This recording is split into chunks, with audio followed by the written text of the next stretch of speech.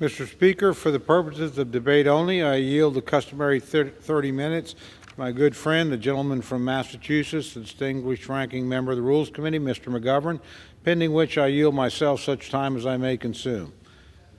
Recognized.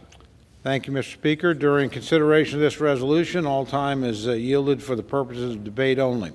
I ask unanimous consent that all members may have 5 legislative days in which to revise and extend their remarks and insert extraneous material on House Resolution 327. Without objection. Thank you, Mr. Speaker. Mr. Speaker, last night the Rules Committee met and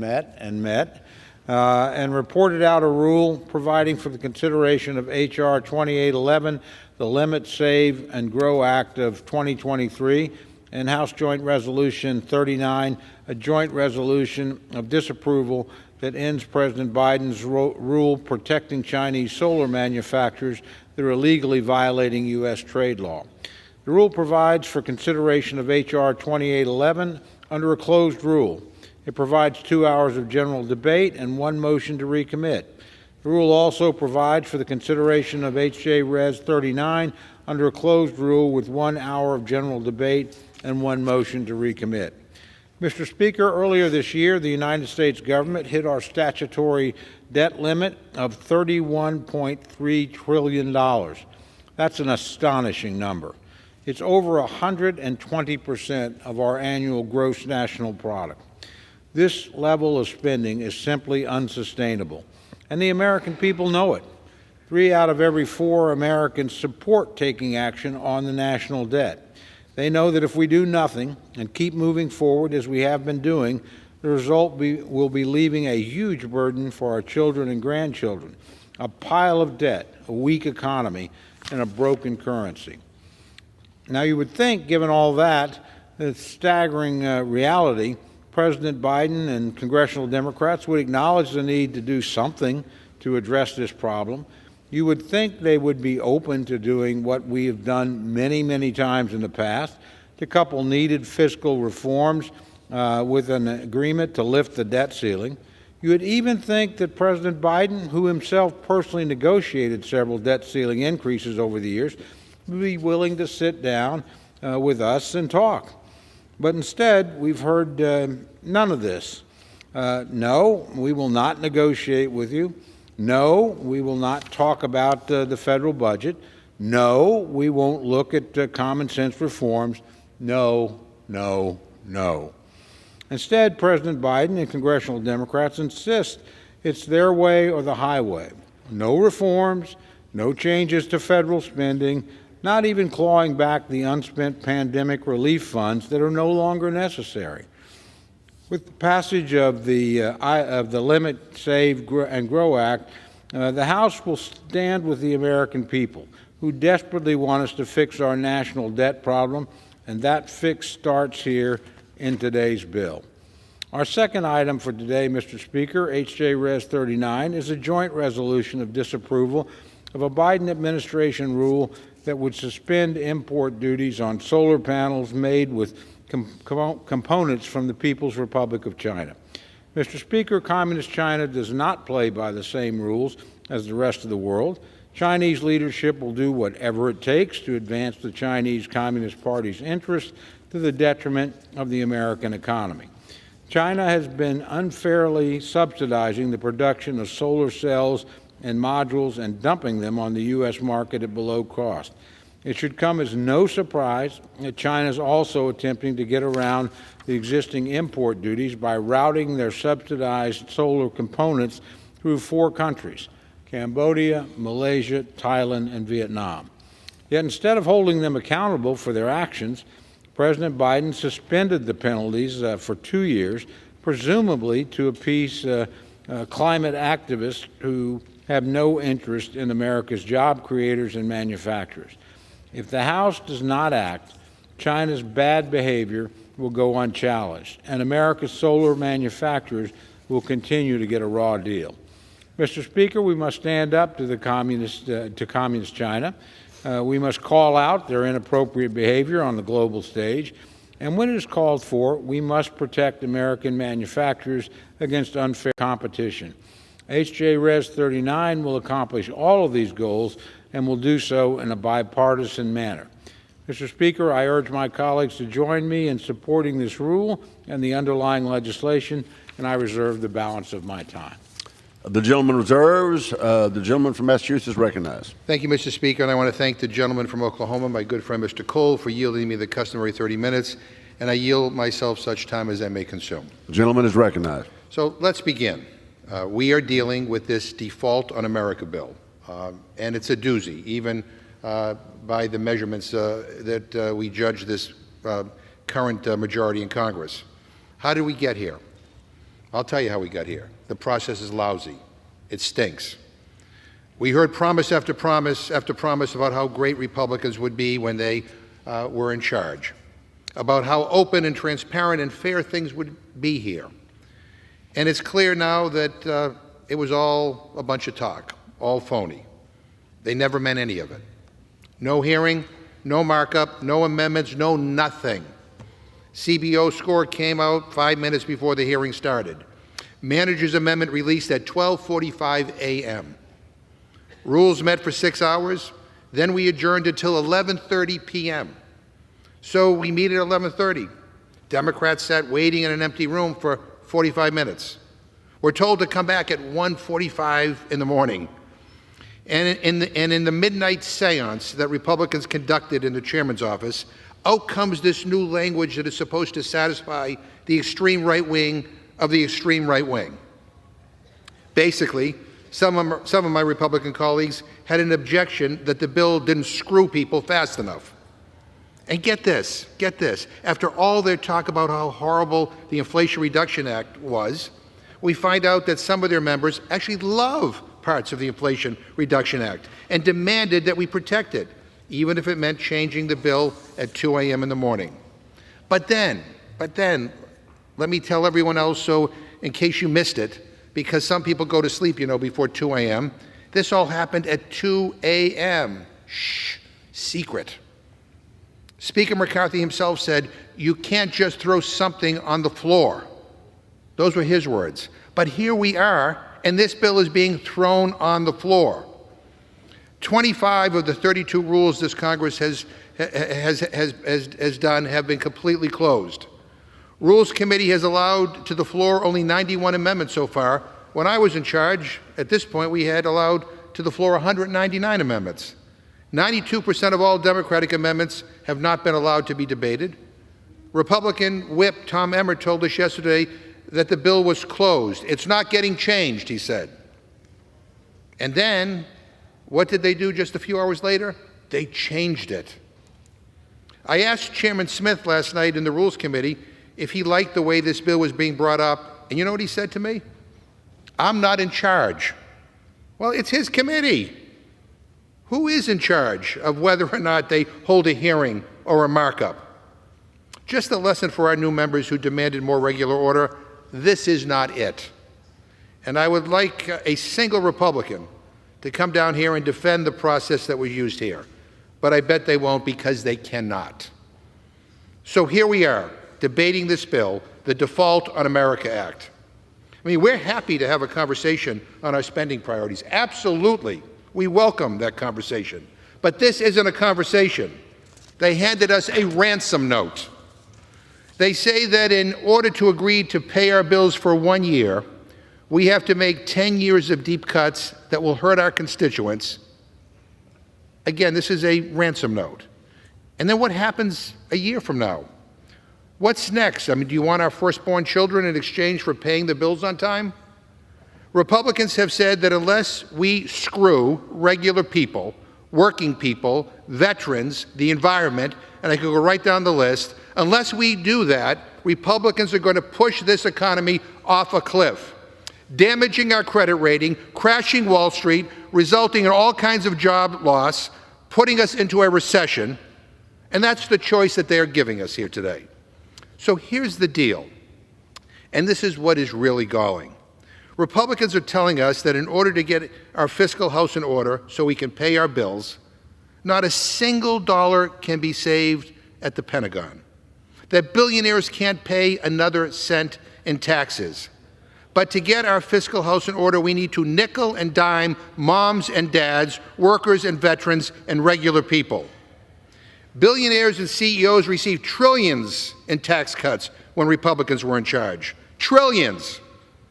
But they want to screw the people that I came to Congress to represent. It takes my breath away, Mr. Speaker. Regular people, working people, the farmers and the veterans, they want to kick people off health care. They want to cut funding to stop drugs from coming into America. They want to fire teachers, and they want to take food away from women, infants, and children. What is wrong with them, Mr. Speaker? Now, I know my friend, Chairman Cole, and he is my friend, cares deeply about programs like Head Start. In his own state, this bill would cut 3,300 children off of Head Start. These are real kids, for God's sakes. And don't take my word for it. Don't take my word for it. The National Head Start program says, and I quote, "Make no mistake, the current debt limit and budget cap legislation under consideration in the House of Representatives will cause irreparable damage to Head Start," end quote. It is not mathematically possible to make the cuts that they are talking about without hurting our own constituents. All this so that we can appease the extreme MAGA wing of the Republican Party. The contempt that so many on the other side of the aisle have for people who are poor, who are struggling, who are working hard but having trouble making ends meet because the other side won't even raise the minimum wage, it is stunning. Now, we have a bill loaded up with all these new work requirements and hurdles for people to jump through. It will result in people losing SNAP, losing Meals on Wheels benefits, losing assistance to pay for infants and children. And yet, not a single hearing on this topic, not one. I asked, who are these people in real life that you claim don't work who are on SNAP? Who are the people you're talking about? The chairman of the Ways and Means Committee and the chairman of the Budget Committee gave me a blank stare. I asked, what is the average SNAP benefit? I mean, pretty basic question if you feel strongly about this program. They had no idea, not a clue, not even a guess. I asked, what is the average length someone is on SNAP? They had no idea. This is not about substance or reality, Mr. Speaker. And by the way, the average SNAP benefit per person, per meal, is about $2. And the average time somebody is on the benefit is less than a year. So this is not about substance or reality. The bottom line is, if this is what the American people want, as my Republicans say, I mean, they kept on saying that over and over in the Rules Committee, which I do not believe, because I think most people in this country are horrified by what you're trying to do here. But if you think that that's what the American people want, then you should win the White House. You know, win the Senate. Yeah, you should win. You know, you were supposed to win the House by a huge margin, but that red wave turned into a pink splash. And I don't think you're going to be around in the leadership here much longer, quite frankly. I mean, enough is enough, Mr. Speaker. America pays our bills. This is a ransom note. Republicans want to default on America. And all Democrats are asking for is that you listen to President Trump. You know him. He's the guy you're all afraid of. And he said, "I can't imagine anyone ever thinking of using the debt ceiling as a negotiation wedge. It's a very sacred thing. We could never play with it." That's the guy who you are all afraid of. That's what he said. Listen to Speaker McCarthy in 2015. When the United States makes promises, it keeps them, which is why the House voted today to avoid the threat of debt default. That was Speaker McCarthy. I guess he forgot. This is a simple routine part of doing our job, something all of us should be able to get behind. We want to have a conversation about spending priorities. That's the appropriations process, or that's the budget process. But it's not holding our nation hostage. It's not a ransom note. So don't default on America, Speaker McCarthy. Do your job. Do what you said we would do. Keep America's promises. Don't mess around with the full faith and credit of the United States of America. And I urge a no vote on this rule and a no vote on the underlying legislation, and I reserve the balance of my time.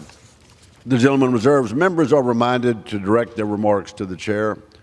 The gentleman from Oklahoma is recognized. Thank you very much, Mr. Speaker. I yield myself such time as I may consume. The gentleman is recognized. Thank you, Mr. Speaker. I have great respect for my friend, Mr. McGovern, but of course, most of the things he mentioned simply aren't in the bill. You know, what really happened last night is we said, we've been trying to get you guys to negotiate for weeks, 4 months. Okay, we're going to raise the debt ceiling, something we said we were going to do and do in this legislation, and here's our opening offer. Where's yours? We don't have one. We don't have one from the president. We have a Democratic Senate that can't produce one. So we're going to put the ball over and see what you guys are actually going to do with it. I just want to remind my friends on the other side of the aisle that the work requirement issue we're including in this legislation are in fact less strict than the ones that then Senator Biden supported in the 1990s. We should be helping people attain self-sufficiency as opposed to having them simply depend on the federal government. That doesn't seem like a radical idea. That seems like common sense to me. I think most Americans any place in the world or any place in the country would support it. With that, Mr. Speaker, I would like to yield 3 minutes to my very good friend, distinguished gentleman from Texas, member of the Rules Committee, Mr. Roy. The gentleman is recognized for 3 minutes. Thank the Speaker. I thank the gentleman from Oklahoma. I never know who I am, whether I'm a right-wing MAGA extremist or a Ron DeSantis supporting rhino. But today, where I am here on the floor, is I would just say this. I cannot agree to vote for a full increase in the debt without any assurance that steps will be taken to reduce the alarming increase in the deficits and the debt. But those aren't my words. Those are Joe Biden's words in October of 1984, when the debt was $1.5 trillion. My colleagues on the other side of the aisle are hiding. They want to hide behind process. What they don't want the American people to know is that this bill has been available since last Wednesday. That of the 20 debt ceiling increases since 2000, only 2 have gone through committee. That H.R. 1 in this bill went through regular order and passed off the floor. That the REINS Act, which is in this bill, in its existing form, passed this very body on a bipartisan basis in 2017. That the spending repeals that we have in this bill are clean cuts, cutting the very things that this body with Democrat control passed with 158 proxy votes in August, calling people back, forcing some of us to have to fly back with the kind of process that we learned to expect under Speaker Pelosi. Instead here, what did we have last night? Yes, we had an agreement late night. You know what that agreement was? Was a recognition of the deal that had already been constructed, which was to say we're going to repeal the god-awful IRA subsidies destroying our economy, which are absolutely going to enrich a handful of corporate America, pushing their green subsidies, enriching themselves, destroying the American economy and energy freedom. That's what we were doing, restoring exactly what agreement had been reached that we had decided last week. The simple fact is the American people don't really care what my Democratic colleagues have to say because it's more of the same scare tactics. They want to say that we're cutting spending to oblivion. Yet the reality is what we're dealing with is if you kept the FY23 defense level spending, last year's defense spending, and add to it the non-defense level of that MAGA extremist Barack Obama, that he proposed in his last budget for fiscal year 24, you get exactly the $1.471 trillion level we are proposing. That is the truth. Proposing pre-COVID non-defense level spending, proposing a defense to match China, proposing the kind of cuts the American people expect us to do in upfront first-year cuts to cut student loans that are unfair to the plumber and making sure that they're biased towards kids who rack up debt, that we're going to make sure that we are increasing our economic productivity by getting rid of the regulatory stranglehold with the regulations that are in the IRA regulations, and that we're going to make sure that we get rid of the COVID spending, the $50 billion of unobligated dollars, in addition to making sure that the American people can carry out their business without constraint from government. In short, we're going to shrink Washington and grow America. The American people are tired of the same. They want us to do our job, and they're tired of Chuck Schumer and President Biden doing absolutely nothing. Republicans in the House are doing our job, and we're going to send this over to the Senate. The gentleman's time has expired. I yield back. The gentleman from Oklahoma reserves. The gentleman from Massachusetts is recognized. Yeah, Mr. Speaker, I want to ask unanimous consent to insert in the record a report by the balance entitled "President Trump's Impact on the National Debt," Mr. Speaker, talk about spending. The national debt increased by almost 36% from 2017 to 2020 during Trump's tenure. Without objection. And I want to say to the gentleman who just spoke, a lot of yelling here. And the last time I heard that kind of tone was when he was yelling about the need to have more regular order here. But I guess he's forgotten about that. But just because you yell doesn't mean you're right. I'd like to yield 1 minute to the gentlewoman from Washington State, Ms. Jayapal. The gentlelady is recognized. Thank you, Mr. Speaker. I rise in opposition to this rule to advance this cruel, extreme, unworkable Default on America Act that will throw us into a recession, that will crash our economy, that will throw 1.7 million women and children off of nutrition assistance and seniors off of Medicare. It's hypocrisy from my Republican colleagues to say that they somehow suddenly care about the debt when they passed a 2017 tax scam that increased the deficit by $2 trillion, and nearly half of those tax cuts went to the top 5%. But now all of a sudden they care about debt and they want to cut nutrition assistance to nearly 3 million women, children, and seniors. Democrats cut child poverty in half. We tax the wealthiest billionaires and corporations to pay their fair share. We are building our economy while MAGA Republicans are threatening to throw us into chaos. And that is on the heels of the pocketbooks of regular working Americans who are going to suffer if we go into default, if we go into recession, if we lose millions of jobs. This is a bad bill. Vote no. Gentleman's time has expired. The gentleman from Massachusetts Reserve, gentleman from Oklahoma, is recognized. Thank you, Mr. Speaker. I yield 3 minutes to my very good friend, distinguished member of the Rules Committee, Mr. Langworthy of New York. The gentleman is recognized for 3 minutes. Mr. Speaker, I rise in support of the rule which provides consideration of the Limit, Save, Grow Act, a bill that is critical to our country's economic future. Now, just yesterday, President Biden, he characterized the Limit, Save, Grow Act as, quote, irresponsible. That this common sense legislation was really asking hardworking Americans, seniors, and children to shoulder an enormous new burden. The only thing irresponsible would be to do nothing. And if we want to talk about a burden on the backs of hardworking Americans, then let's actually talk about it. Let's dig into it. Let's talk about how folks in my home state of New York had to pay as much as 40% more this winter just to heat their homes. While the Biden administration, they halted pipelines, the new construction, new exploration, they brought the approval of new oil and gas infrastructure to a standstill. Let's talk about how seniors in rural communities across my district living on a fixed income can now afford less in an inflation-ridden economy where the basic cost of goods and groceries has exploded and crushed their budgets. Let's talk about the $80 billion for the IRS to employ an army of new bureaucrats ready to rain down audit after audit on the middle-class families and small mom-and-pop business owners. These are the burdens shouldered by the American people for the trillions of dollars in spending the Democrats have foisted onto their backs and onto the backs of our children and our grandchildren. Mr. Speaker, if we care about the future, we would like to leave our children and our grandchildren a future that isn't crushed by debt, inflation, and paying the price for today's excesses. Then we should have no problem in supporting this critical step forward. I strongly support Limit, Save, Grow Act, a bill that saves hardworking Americans from continuing to shoulder the burden of Democrats' destructive spending policies. And I yield back, Mr. Speaker. Gentleman yields back. Gentleman from Oklahoma Reserve, gentleman from Massachusetts is recognized.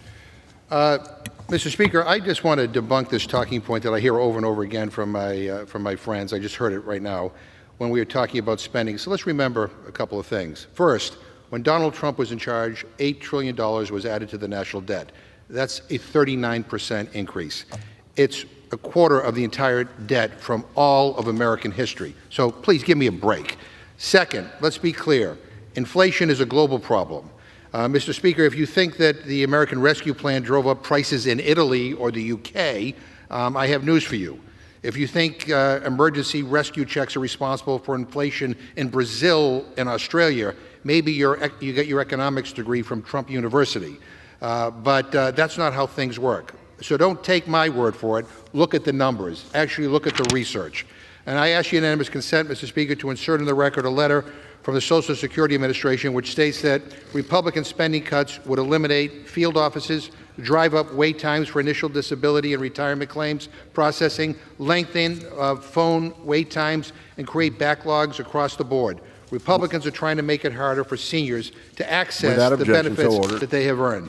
And Mr. Speaker, I'm going to urge that we defeat the previous question. And if we do, I'll offer an amendment to the rule to provide for consideration of a resolution that allows the House to state unequivocally that it is our responsibility to defend and preserve Social Security and Medicare for generations to come and reject any cuts to these vital programs. And by the way, these two programs have come under attack by Republican after Republican. Mr. Speaker, I ask unanimous consent to insert the text of my record into the amendment and along with any extraneous material immediately prior to the vote on the previous question. Without objection, to discuss our proposal, I yield a minute and a half to the gentlewoman from New Mexico, Ms. Stansbury. The gentlewoman from New Mexico is recognized for a minute and a half.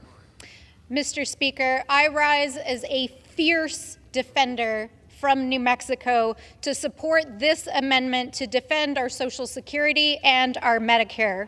As our colleagues across the aisle are trying to gut Social Security and Medicare, Democrats are looking for long-term solutions not only to expand these life-saving programs, but to ensure that they are solvent for generations to come. These programs are lifelines for people in New Mexico. In fact, in New Mexico, we have the highest share of individuals who are on Medicaid by population in the country. That's 873,000 New Mexicans who depend on Medicaid. Our children in New Mexico depend on Medicaid. Over half of our children are on Medicaid. These programs save lives. So I ask my colleagues, what kind of cruel ransom note are they putting forward that would gut these programs, that would gut programs that feed our children, that would gut our environmental programs in the name of raising our debt ceiling? I ask, what is it that we are actually trying to do here today? That is why I oppose the underlying bill that we're debating today, why I support this amendment, and I urge my colleagues to defeat the previous question and to return to the work of the people who elected us. I yield back. The gentlelady yields. The gentleman from Massachusetts reserves. The gentleman from Oklahoma is recognized. Thank you very much, Mr. Speaker. I yield myself such time as I may consume for a couple of quick points. Just to my friends concerned about Social Security, I actually have a bill on that. A bill very similar to what President Biden himself voted for when he was in the United States Senate, both the creation of a commission and its final results. I'd invite my friend to look at it. Perhaps we can join it. It would be inherently bipartisan. And my friend made the point that inflation is a global phenomenon. I agree. Absolutely is. When you screw up the greatest economy in the world, it has global consequences. And that's exactly what my friends did. Don't take my word for it. They were warned by Larry Summers, the Secretary of the Treasury for Bill Clinton, distinguished economist. They were warned by Steve Ratner, who managed the auto industry under President Obama. They were warned by Jason Furman, who was the chairman of the Council of Economic Advisors for President Biden. If you pass something this large, the American Rescue Plan, you're going to have inflation within a year. We did. So if you just listen to your own economists, we could have avoided this. We might not having to be taking the drastic action we are today. With that, Mr. Speaker, I'd like to yield 4 minutes to my good friend, distinguished gentleman from Wisconsin, Mr. Van Orden. The gentleman from Wisconsin is recognized for 4 minutes. I thank you, gentlemen, for yielding. Mr. Speaker, my favorite part of this building is not the rotunda or statutory hall or even this chamber. It's a simple quote painted above a door downstairs. So when tillage begins, other arts follow. The farmers, therefore, are the founders of human civilization. It was written by Daniel Webster in 1840. And it's just simply time for some more truth-telling. It's disingenuous to say publicly that we're all of the above for American energy if we do not embrace biofuels. Simultaneously, it's disingenuous to set policy that de facto abolishes petrochemicals and yet admit that we will be dependent on them for at least another decade. Both positions have been made in this chamber. I find this to be either duplicitous or foolish, and I choose to be neither. Our first president who overlooks this body was clear about public policy in agriculture. It It will not be doubted, agriculture is of primary importance. In proportion as nations advance in population and other circumstances of maturity, this truth can become more apparent. This and renders the cultivation of the soil more and more the object of public patronage. This was written 9 years after the signing of the Declaration of Independence, and Washington says more and more he acknowledges that agriculture has always been an object of public patronage and must always be. The initial writing of this bill did not acknowledge that. It did not stand with the farmers, and I will always stand with our farmers. Earlier this morning, our conference made great strides in recognizing our farmers by including elements of my amendment that protect our corn growers and biofuel industries. And with that said, if this final bill, as returned from the Senate, includes further provisions that do not show the proper respect for our farmers, our national security, or the future of nuclear energy, I will not vote for its passage. There will be no further negotiations from my office. I want to make this very clear. I voted for Kevin McCarthy for Speaker because I believe that he was the person called at this moment to lead this conference and this body. And I don't feel that my 15 votes were in error. I have the full confidence that he will take the opportunity to keep his word to this body and to the American people, and this confidence was earned by his willingness to remove several devastating provisions from this bill. And I will remind my friends, as members of this body, we did not take an oath to the Republican Party or the Democratic Party. We didn't take an oath to the President. We all took the same oath to the Constitution, and with this oath came a responsibility to the people that we represent. In reference to this current discussion on the debt ceiling, our first president articulated this in a manner that for such a young country can only be described as timeless. No pecuniary consideration is more urgent than the regular redemption and discharge of the public debt. None can delay more injurious or an economy of time be more valuable. By President Biden refusing to negotiate with this body, he is adding to a growing train of usurpations of the constitutional authority vested in us by the people that sent us here to represent them. This is no more appropriate now than it was when it was written by Thomas Jefferson. It's our obligation to get Speaker McCarthy to the table. And it is Speaker McCarthy's burden to get the president to a place that can both meet our collective obligations articulated by George Washington and to secure the future for both our progenitors and our progeny. So I will support this bill, and I will vote in favor of it, and I encourage all of my colleagues to join me in doing so. With that, I yield back. The gentleman from Oklahoma reserves. The gentleman from Massachusetts is recognized. Yeah, I'm a little confused after that last speech. Mr. Speaker, with the way the gentleman from Oklahoma, my friend, has been talking, you might think that President Biden caused inflation all on his own. That's just simply not the case, and everybody here knows that. I ask unanimous consent to insert in the record an article from the nonpartisan, nonprofit Economic Policy Institute entitled, "Rising Inflation is a Global Problem. U.S. Policy Choices are Not to Blame." Without objection. I also ask unanimous consent, Mr. Speaker, to insert into the record a report by Mark Zandi of Moody's Analytics, which states that Speaker McCarthy's radical cuts would meaningfully increase the likelihood of a recession and result in 780,000 fewer jobs by the end of 2024, compared with a clean bill to avoid a default. Without objection, so ordered. And I ask, Mr. Speaker, I want to yield 1 minute to the distinguished gentleman from Pennsylvania, Mr. DeLuzio. The gentleman from Pennsylvania is recognized for 1 minute. Thank you, gentlemen, for yielding. Mr. Speaker, I rise in opposition to the rule to advance this bill. I'm opposed to the bill.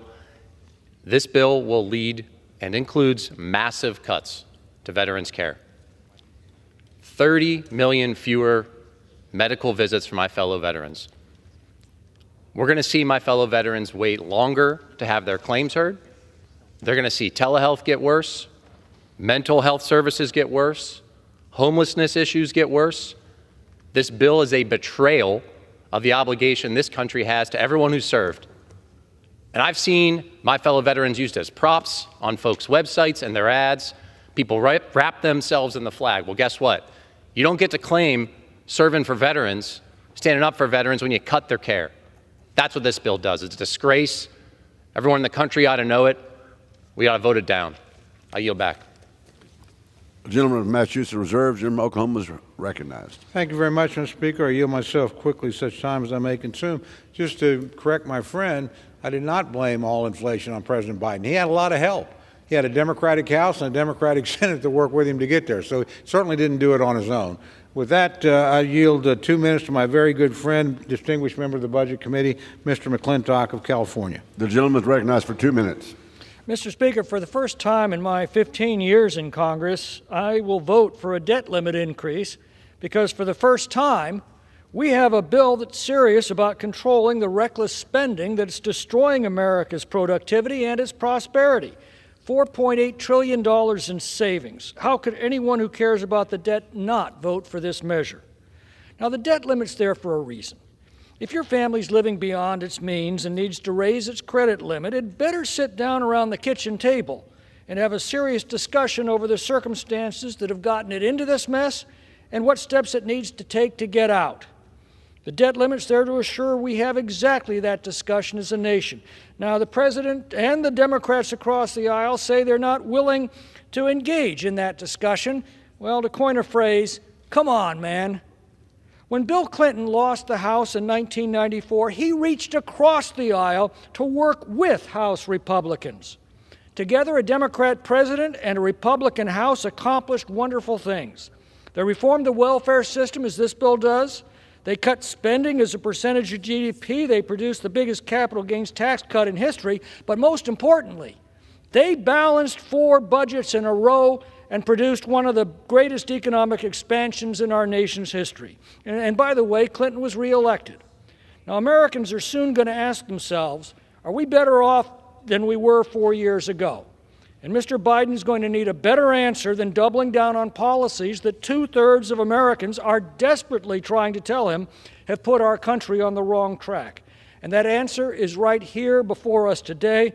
I beg the Democrats to join us to set our nation's finances in order. I yield back. Massachusetts is recognized. Yeah, let me say to the gentleman, extortion is not a negotiation. President Biden actually has a budget that will reduce the deficit. It would be better if the Republicans actually came up with a budget, and we could talk about that. We're willing to have a conversation, but we're not willing to be extorted here. And, Mr. Speaker, there is no doubt about the fact that this bill could monumentally hurt our nation's heroes. And I request unanimous consent to insert into the record a letter from the Paralyzed Veterans of America in opposition to this bill. Without objection. And I request unanimous consent to insert into the record a letter from the Veterans of Foreign Wars in opposition to this bill. Without objection. It is clear our veterans are against this bill. Mr. Speaker, I yield 2 minutes to the gentlewoman from Pennsylvania, a distinguished member of the Rules Committee, Ms. Scanlon. The gentlewoman is from Pennsylvania, recognized for 2 minutes. Thank you. Mr. Speaker, I rise today in opposition to the rule and the underlying bill. This bill makes good on Speaker McCarthy's threat to hold the economy hostage. Several of my colleagues have spoken about the draconian cuts and children, but it also environmental measures. You're not alone. Those cuts were made in a deal the Speaker negotiated with the extremists who control his caucus sometime after midnight last night, around 2 o'clock this morning. Not surprised that they're trying to sneak this provision into a bill that they're ramming through the House with no hearings. The Speaker and his far-right allies argue that federal spending poses the most significant threat to our country while blocking legislation to address gun violence, health care concerns, and other pressing concerns for all of our constituents. But climate change is an actual existential threat to our children and to all future generations. I know the Republican Party isn't fond of looking at the science, but without intervention, the facts are clear. Our children will be forced to face more frequent climate disasters, new and devastating health threats, and untold economic loss. The extremist bill before us dismantles the clean energy climate rescue programs that we passed in the IRA that are essential for our children to thrive. This bill eliminates $1 billion to promote energy-efficient construction, $5 billion for loans to back energy infrastructure projects, $1.9 billion to improve access to public transportation in low-income neighborhoods, and $5 billion to reduce climate pollution, in addition to gutting environmental review protections. I'm appalled that the Republican Party would so carelessly leverage our children's future health and safety to satisfy political extremists, and I'm disturbed by the shadowy process used to put this bill together. I encourage all of my colleagues to vote no on this rule and the underlying bill. I yield back. Gentleman from Massachusetts reserves, and gentleman from Oklahoma is recognized. Thank you, Madam Speaker. I yield myself such time as I may consume. Madam Speaker, in response to my friend's statement, we're certainly not trying to extort anything from anyone. Quite frankly, it's my Democratic friends that are trying to exact something from us they can't get for themselves. I mean, it's a Democrat. If you believe a clean debt ceiling is the way to go, pass one in a Democratic Senate. You can't do it. The reality is there's going to be a negotiation here. What we've said is, hey, we're in good faith on extending the debt ceiling. We're doing it in this bill. We have a lot of members who have never voted to do that. They're actually doing it. Here's our opening position in a negotiation. What's yours? We haven't heard that. It's just simply, well, give us what we want and then pass the president's budget. So if they genuinely want to talk, we're giving them the opportunity to actually do that. So I would just remind my friend, we look forward to discussion, but the first step is to raise the debt ceiling. That's what we're going to do here. Then we'll see what the Democrats do in the United States Senate in response. Then we can all go to conference and talk this thing out, hopefully come to a bipartisan solution. So the hysterics and theatrics, might make good print. That's not the reality of the process here. We're operating within the spirit of the process. We hope our friends do the same. With that, Madam Speaker, I reserve my time. A gentleman from Oklahoma reserves. A gentleman from Massachusetts is recognized. Madam Speaker, I yield 2.5 minutes to the gentlewoman from New Mexico, the distinguished member of the Rules Committee, Ms. Ledger Fernandez. Gentlewoman is recognized. Thank you, Madam Speaker. I left the Capitol at 3 a.m. this morning after fighting Republicans' plans to default on America unless we impose drastic spending cuts that are so severe they will hurt farmers and ranchers, kids and families, and this beautiful place we call home. Nobody in any state will be protected from their draconian cuts. When I asked how to explain the bill's drastic cuts to rural communities in my district, the Republicans' response was, I quote, "You should tell them that we have to prioritize," end quote. The Rules Committee Republicans then blocked my amendment to protect rural water, housing, and business development programs. In essence, they said to rural America, you're not a priority. The Republicans blocked my amendment to protect veterans' health care, the Indian Health Service, and clean energy investments. Veterans are clearly not their priority. Health care is clearly not their priority. Addressing the climate crisis that is fueling disasters across America, across the United States, and across this planet is clearly not their priority. Do you like knowing your food is safe? The Republicans' bill could cut 1,800 USDA food inspectors and cost our farmers, ranchers, and restaurants $89 billion in lost production and $2.2 billion in lost wages. The majority blocked my amendment to protect the Food Safety Inspection Service from cuts. When Republicans now demand we cut spending on health care, safety, housing, what's it for? To pay for the tax cuts for the rich that they pushed through in 2017. Protecting the rich and the wealthy tax cheats clearly must be their priority. Through backroom dealings, the Republican majority has now settled on a bill that backstabs working families. Their bill delivers poison, not prosperity. Congress must not default on America. America pays its bills. America knows how to prioritize what is essential for our prosperity. I yield back. Gentleman from Massachusetts reserves. Gentleman from Oklahoma is recognized. Thank you, Madam Speaker. I yield myself such time as I may consume. I think if you happen to be listening to the debate, you might get confused. It's as if we're going to impose our will on somebody. The reality is Democrats control the United States Senate. The Democratic President of the United States has a veto that he can sustain in either chamber. What we're saying is let's sit down and talk things through, and here's our opening position. That's all that's going on here. We're not in a position to do what my friends did last time. And that's both what they regret losing and fear might someday come to pass. So the last time my friends didn't have to negotiate 2 years ago, what did they do? An explosion of spending that generated the worst inflation in modern American history, the worst inflation in over 40 years. Looking around this chamber, I think I'm probably the only one here old enough to remember it.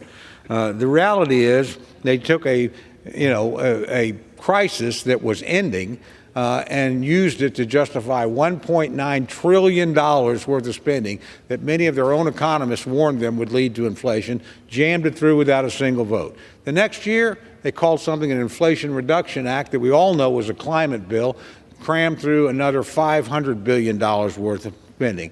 And that doesn't even include plussing up the regular discretionary accounts of the United States. So my friends own the inflation that has impoverished every single American.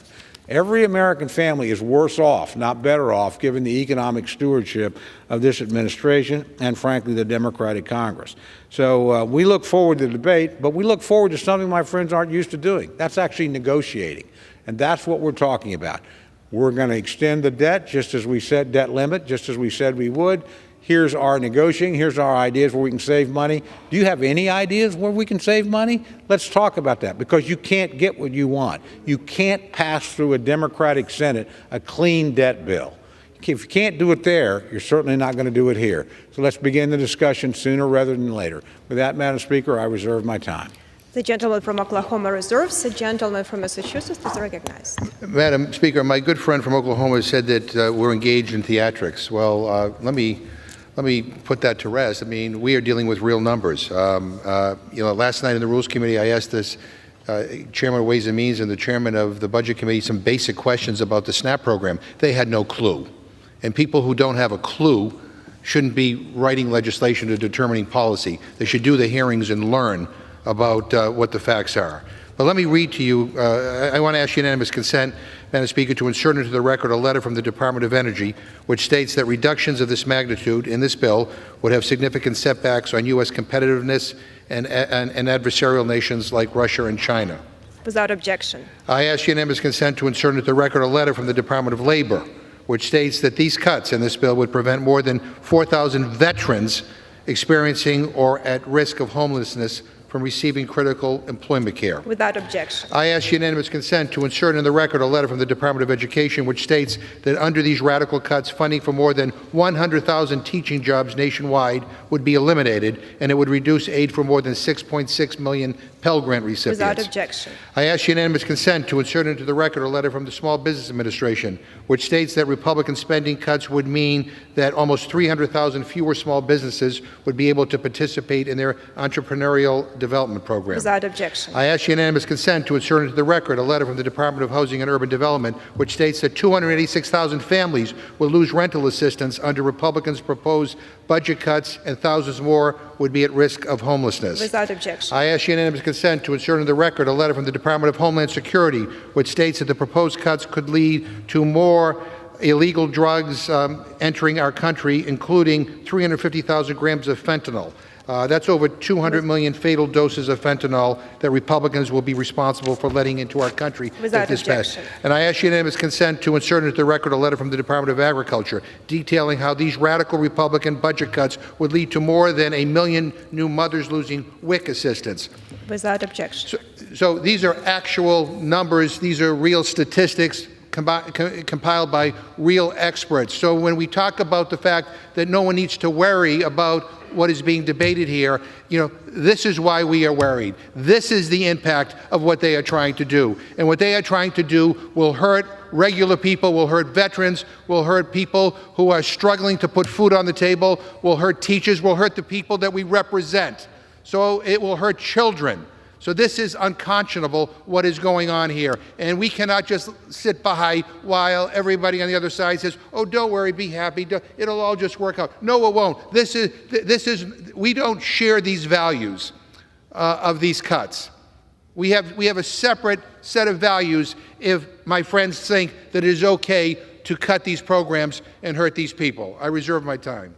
The gentleman from Massachusetts reserves. The gentleman from Oklahoma is recognized. Thank you very much, Madam Speaker. I yield myself such time as I may consume. My friend and I have had a very long day and spent a lot of time together. I have no further speakers, and I would advise him if he's prepared to close, I'm prepared to close. The gentleman from Oklahoma reserves. The gentleman from Massachusetts is recognized. Madam Speaker, can I get inquire how much time is left? Gentleman from Massachusetts has 6 minutes remaining. Okay, I will close for our side. Yield myself the remaining time, Madam Speaker. Madam Speaker, what we have heard on the floor today is incredible, astounding, unbelievable, unconscionable, contempt for the people that we are supposed to be here to fight for. When people tell me that both parties are the same, that both parties are equally bad or believe the same things, watch this debate and then tell me what you think. Democrats have different values than Republicans. They have no problem racking up $2 trillion in debt when it comes to tax giveaways for Wall Street and CEOs. Nobody on the other side is talking about having billionaires pay 1 cent towards reducing our deficit. Maybe that's why Speaker McCarthy went to Wall Street to announce his plans essentially to screw Main Street. But now they want to demand, and I say demand because this is a ransom note, demand 10 years of cuts unless we stick it to our own constituents, unless we take away food from hungry people, unless we kick people off of health care. Now, they didn't win the Senate, and they didn't win the White House, and they didn't win a big majority as they wanted in the House. So now, to get what they want to default on America so they can push through their radical MAGA agenda. I got to be honest with you, I was disgusted by the debate in the Rules Committee last night, and even what has been said here on the floor today. This is unconscionably bad. This is not who we are.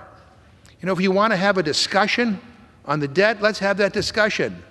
You know, but this is an extortion.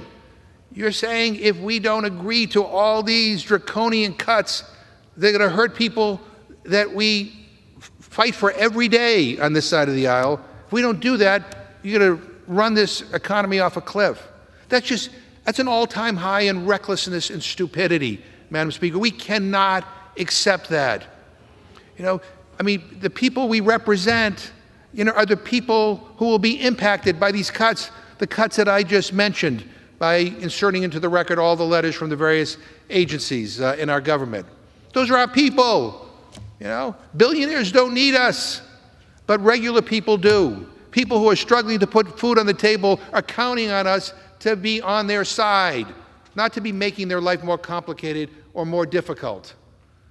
And yet, this represents kind of the antithesis of everything that I believe is right. This is so wrong. It is so wrong. And I'm not going to sit back and say, well, let the process work its will and maybe it won't be so bad at the end of the day. This is bad. This is unconscionable. This is not deserving of a vote on the House floor today. People should reject this. I urge my Republican colleagues on the other side of the aisle, reject this. You represent these same people too. They deserve to have you on their side, not working against them. Wall Street, they have enough support. They have enough people rooting for them to succeed. Regular people, people who are struggling in poverty, they need us. They're counting on us. So I urge my colleagues to vote no on this rule, no on the previous question, and no on the underlying resolution. We have to do better than this. This is beneath the dignity of this institution. I yield back my time. The gentleman from Massachusetts yields back. The gentleman from Oklahoma is recognized. Thank you very much, Madam Speaker. I yield myself the balance of my time. I want to begin by thanking my friend for engaging, as he always does, in a spirited debate. We don't agree on a lot of things, but I admire my friend's passion and appreciate his partnership on the Rules Committee, both when I was in a minority and now that I'm fortunate enough to be in the majority. But we do look at the world a little bit differently. My friend worries about a $2 trillion tax cut, which, by the way, was stretched out over 10 years, and much of which paid itself back in economic growth, forgets about a single bill that spent $1.9 trillion, last year that they managed to do. Look at the results. I mean, the president walked in, pre-COVID, the economy's lowest unemployment rate in 50 years, growing. Even after going through that, the Biden administration walks into a V-shaped recovery and a 1.4% inflation rate. In less than 2 years, they managed to flatten that out and give us the highest inflation rate in over 40 years. How'd that happen? That happened by unrestrained Democratic spending. out-of-control budget proposals by the president, a Democratic Senate, a Democratic House that wouldn't say no. Well, those days are behind us. And I understand the agony of my friends that they actually have to sit down now and talk with Republicans and come to agreement. Now, we've come forward with a proposal that we think makes a lot of sense. My friends worried about us driving off the debt. Why are we passing an extension of the debt ceiling? That's exactly what this legislation does. And we're saying, oh, we just want to talk. Here's our opening proposal. We don't expect you'll take everything or agree with everything. We know you control the United States Senate. We know the President of the United States has a veto, but you are going to talk with us. And you're not going to get a clean debt ceiling. We're not going to give you what you can't get yourself in a Democratic United States Senate. We're going to have a real discussion about what we need to do as a country. Now, my friend says we have different values. In some ways we do. Look, we have a common commitment to the institution. We have a common belief in democracy. I think we believe in civil discourse even when we disagree. We have many things beyond that we agree on. But we do differ in some ways. We believe we ought to live within our means, and that's a good thing to try and do. We think the American people ought to be able to keep more of their own money to spend on their own family and their own investment. We're willing to put some ideas forward how to do it. We think out-of-control spending is going to make life worse. I mean, the cruelest tax of all is inflation. My friends are worried about the poorest of the poor. I know that's sincere. I also know the inflation that this Democratic House and Senate of 2 years ago and the administration inflicted on the American public is a curse to the poorest of the poor. So let's sit down, find some common ground. We've done it before. We act as if it's extraordinary to actually debate around a debt ceiling, spending restraints. That's the way it's normally done, particularly in divided government. That's what the American people have given us. I suspect they want us to work together. We've done our part of the bargain. We will finish that out today. We'll extend the debt ceiling as we promised we would do. We will put forward a series of suggestions and proposals. We think they're good. Our friends won't agree with them all, but at the end of the day, they're going to have to come to the table. If they can't pass a clean debt ceiling, or if you can pass a clean debt ceiling in the Senate, go ahead and do it and come to the table with that. But I don't think you'll be able to. So we're going to sit down and find some ways to begin to restrain this out-of-control spending.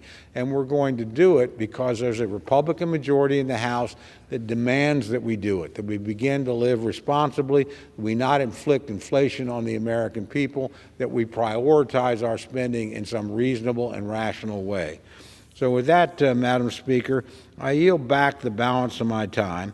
I urge the passage of the rule and the underlying legislation, and I move the previous question on the resolution. The gentleman from Oklahoma yields back. The question is on ordering the previous question on the resolution. Those in favor say aye. Those opposed, no. No. In the opinion of the chair, the ayes have it. Madam Speaker, on that I ask for the yeas and nays. The yeas and nays are requested. Those favoring a vote by the yeas and nays will rise. A sufficient number have risen. The yeas and nays are ordered. Pursuant to Clause 8 of Rule 20, further proceedings on this question will be postponed.